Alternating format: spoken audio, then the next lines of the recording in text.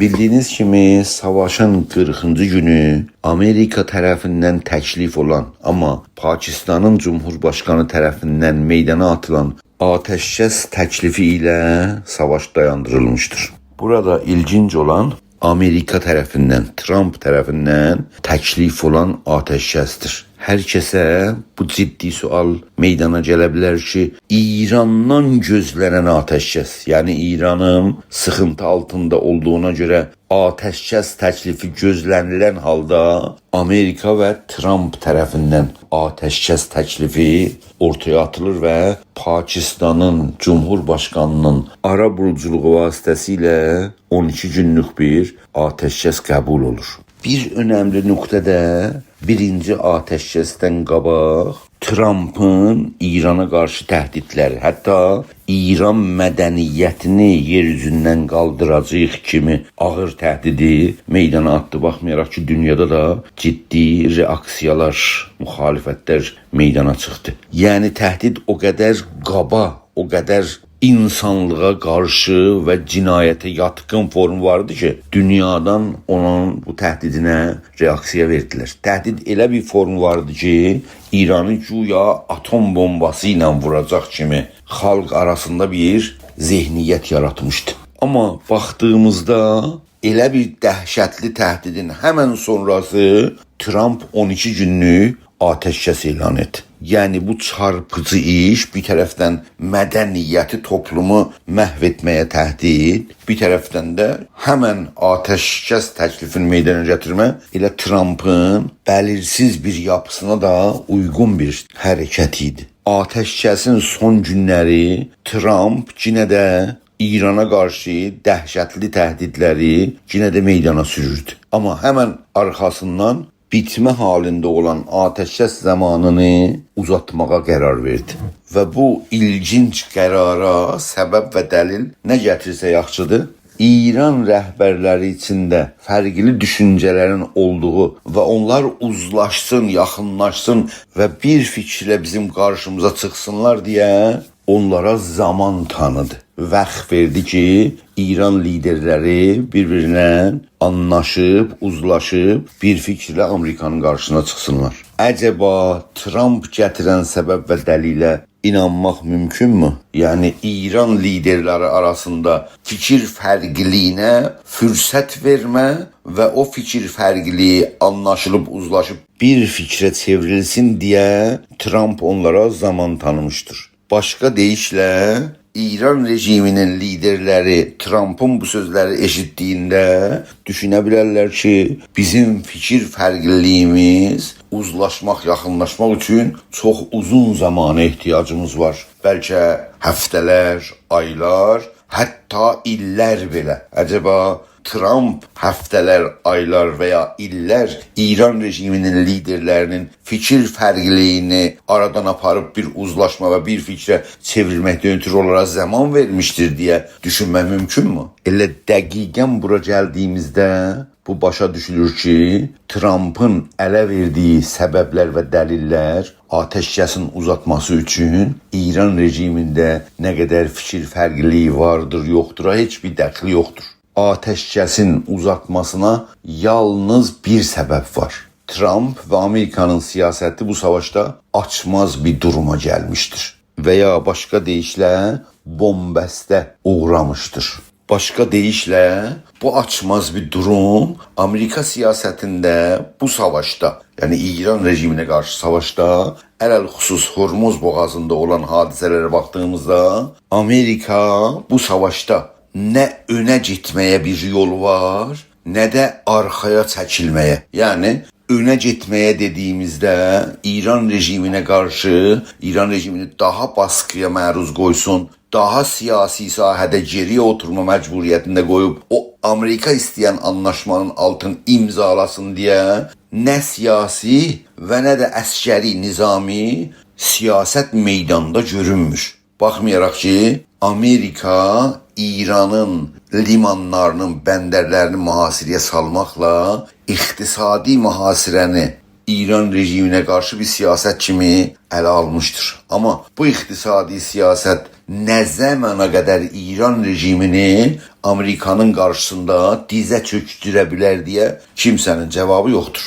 Yəni Amerikanın nə əskəri sahədə, nə siyasi sahədə və hətta nə ekonomik sahədə bu limanları mühasirəyə salmada önə, qabağa yürüməsinə bir yol görünmür. Hormuz boğazının açılmasına ikinci yol Amerikanın ümumiyyətdə Hormuz boğazından əskəri varlığını geriyə çəkməkdir. Çünki Amerikanın əskəri varlığına Hormuz boğazında və o tərəfdən İran rejiminin ya Sipahın əskəri vakonişləri, reaksiyaları ümumiyyətdə Hormuz boğazını bir militarizə hala gətirib, orada güvənliyi gəmilərə azaldıb və istər-istəməz ciddi bir problemə yol açacaqdır. Yəni Hormuz boğazı sakinləşsin deyə və əskəri varlıqdan uzaqlaşsın deyə və Hormuz boğazı açılıb və gəmilər orada rahatca gəlib keçsinlər deyə bir yolda Amerikanın geri çəkilməsi və Hormuz boğazının açılmasıdır. Amma Amerika Hormuz boğazından əskəri varlığını geri çəkə bilərmi? Və bu əskəri varlığı geri çəkirsə Amerika nə halə düşə bilər deyə düşünməyimiz lazımdır. Amerikanın Hormuz boğazından geri çəkilməsi və əskəri varlığını oradan qaldırması Amerikanın süper güc olaraq etibarına ciddicə həm bölgədə və həm dünyada ciddi ziyanlar verdiyi üçün Amerika heç zaman Hormuz boğazından geri oturmağa qərar ala bilməz. Sözlərimi toplursam, sözlərimin başlanğıcında dedim ki, Amerika elə bir şəraitdədir ki, nə önə gedə bilər, yəni yeni siyasətlər və ya əskəri siyasətlər İran rejiminə qarşı işlədə bilir, nə də geriyə oturub Hormuz boğazından əskəri varlığını geri çəkə bilir. Və dəqiqən buna görə idi ki, Amerika üçün bölgədə bir açməz bir durum var. Önə də gedə bilmir və geriyə də çəkilmə imkanı yoxdur. Bu açməz şəraitin qazananı kim? İran İslam Cumhuriyyəti. Diqqət etdiyimizdə İran İslam Cumhuriyyətinin nümayəndələri birinci müzakirələrdə Pakistanın paytaxtında Amerikanın tələbləri qarşısında yox dedilər və Tehrana geri döndülər.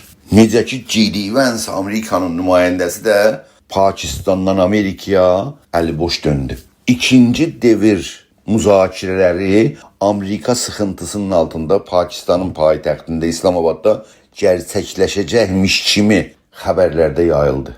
Hətta Trump öz müavinin Koşneri Pakistana geri döndərməyə və ikinci dövr müzakirələrə hazırlaşmağın xəbərini yaydı. Amma İran tərəfindən ikinci dövr müzakirələrə gəlməyə xəbər çıxmadı. Hətta gəlməyəcəklər xəbəri belə bütün mediada yayıldı. Və baxmayaraq ki, burası çox önəmli məsələdir, baxmayaraq ki, İran rejimi Trump'ın ikinci dövr müzakirələrə girməsini İran tərəfindən rədd olma halında belə Trump atəşkəsi uzatmadan başqa bir yol meydana qoymadı.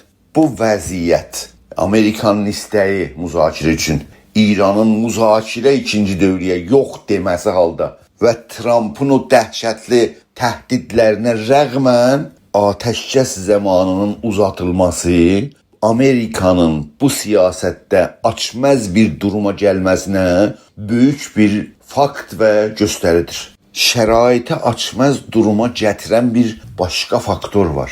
O faktor nədir? O faktor İran rejiminin, İran İslam Cumhuriyyətinin rəhbərlərinin bugünkü şəraitdən analizi, yəni Amerikanın əskəri stratejisindən bir analiz və o analizə qarşı siyasət götürmədir.